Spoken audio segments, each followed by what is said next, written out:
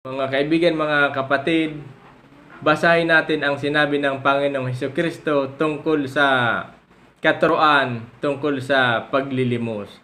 Basahin natin sa Mateo chapter 6 verse 1 hanggang sa verse 4.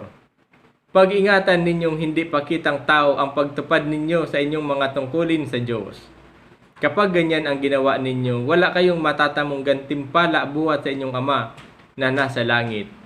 Kaya nga, kapag magbibigay ka ng limos, huwag mo nang ipag-ingay pa na gaya ng ginagawa ng mga mapagkunwari sa mga sinagoga at sa mga lansangan upang sila'y papurihan ng mga tao. Tandaan ninyo, tinanggap na nila ang kanilang gantimpala.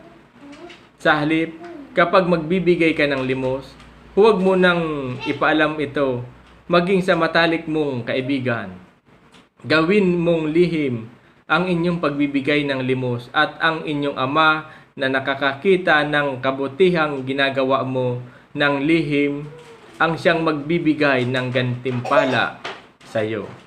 Maraming salamat kaibigan, kapatid, at sana naunawaan mo itong binahagi kong nakasulat sa banal na kasulatan tungkol sa katuruan sa pagbibigay ng tulong. Maraming salamat at to God be the glory.